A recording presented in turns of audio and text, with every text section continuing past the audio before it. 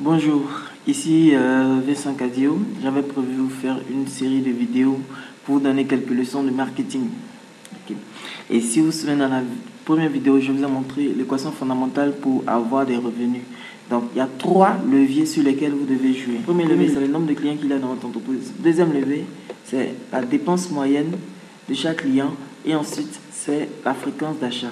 Donc, dans la première vidéo, nous avons vu comment augmenter le nombre de clients. Et pour ça, je vous avais proposé une stratégie qu'on avait baptisée la stratégie des 3M. Et la stratégie des 3M, c'était quoi?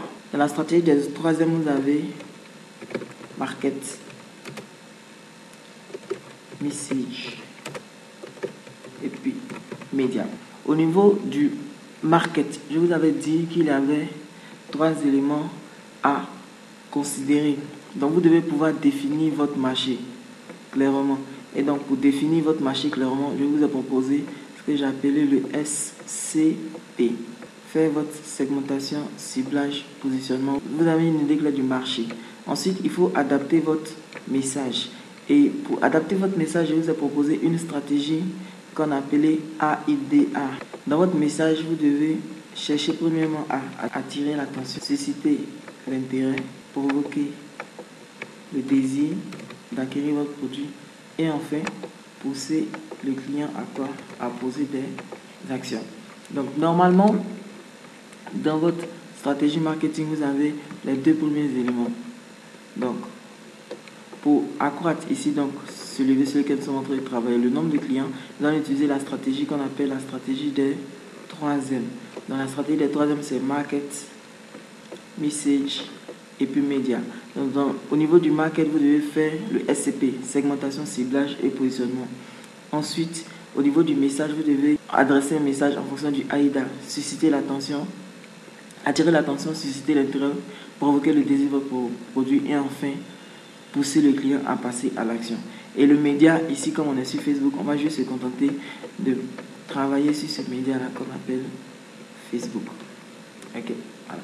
Donc, cette première vidéo vous a permis de faire tout ça. Maintenant, nous allons avancer vers maintenant le deuxième levier, c'est-à-dire comment augmenter la dépense moyenne de chaque client. Donc, je vais effacer un peu mon tableau et puis on va regarder à quoi ça ressemble. Voilà. Donc, mon tableau est effacé. Ici, nous sommes en train de travailler pour augmenter le deuxième levier de la formule, c'est la dépense moyenne. Donc, la dépense moyenne des clients va s'appuyer sur une variable que tout le monde connaît, c'est la variable du prix. Mais ici, je vais faire une petite différence pour dire qu'il y a 2 grandes variables que vous devez prendre en ligne de compte. La première variable que vous devez prendre en ligne de compte, c'est quoi? C'est ce que j'appelle la valeur perçue. Et puis la deuxième variable que vous devez prendre en compte, c'est le prix que vous affichez. Donc aujourd'hui, il y a le comportement du consommateur est très rationnel. Okay? Donc notre consommateur, il se dit quoi? Dans la valeur perçue, on peut dire que c'est la qualité du produit. Donc on va appeler Q. Et puis prix, on va appeler ça P. Donc le consommateur, il est très rationnel. Il se dit qu'il achète un produit en fonction du ratio qualité-prix. Donc c'est un ratio qualité-prix. Et il le fait inconsciemment et il le fait instantanément. Sans même y réfléchir, il est en train d'évaluer à la fois la qualité du produit que vous lui proposez et le prix que vous voulez lui proposer. Maintenant, notre consommateur, idéalement, qu'est-ce qu'il veut? Il veut un produit qui a la meilleure qualité et qui coûte le moins cher possible. Donc c'est ça qu'il est en train de chercher. Une qualité très élevée et le prix le plus bas possible. Alors, lorsque ce consommateur se trouve dans une situation où tous les produits ont la même qualité, okay, donc qualité identique, il cherche donc le produit qui a le prix le plus bas. Donc, l'erreur à ne pas commettre, c'est de positionner votre produit comme un produit qui est similaire à tous les autres. Donc, si vous positionnez votre produit comme un produit qui est similaire à tous les autres, qui fait exactement la même chose que les autres produits, alors le consommateur va commencer à chercher les produits qui coûtent le plus bas possible. Donc, maintenant, toute son attention sera focalisée sur le prix, parce que vous avez démontré que votre produit n'a pas une qualité supérieure et que votre produit, c'est la même qualité que les autres. Donc, à partir de ce moment-là, vous allez commencer à vous battre sur le prix. Et vous allez rentrer dans ce qu'on appelle la guerre des prix. Vous pouvez faire une guerre des prix pendant longtemps et celui qui a la base financière la plus solide va s'en sortir. Ce n'est pas ça que moi je vais vous demander d'adopter comme stratégie marketing. Ce que moi je vais vous demander d'adopter comme stratégie marketing, ça sera plutôt de montrer au client que votre produit a une valeur énorme. Et comme votre produit a une valeur énorme, il sera tenté de vouloir payer un peu plus que ça. Donc vous ne faites plus une guerre des prix, vous faites maintenant une guerre sur la qualité. Et nous allons voir comment on arrive à bien faire la guerre sur la qualité. Maintenant, je vais encore effacer le tableau. Vous avez un produit que vous tentez de vendre. Donc votre premier travail, ce n'est pas directement d'afficher le prix de votre produit. Non, ce n'est pas ça qui est le plus important. La première chose à faire, c'est d'afficher la valeur de votre produit. Donc ce que tout le monde se contente de faire, c'est de montrer que le produit a une valeur de 1000 et exiger 1000 francs. Donc la valeur que vous proposez est égale au prix que vous proposez. Donc ici, le client va décider si oui ou non il peut acheter ou pas. Okay.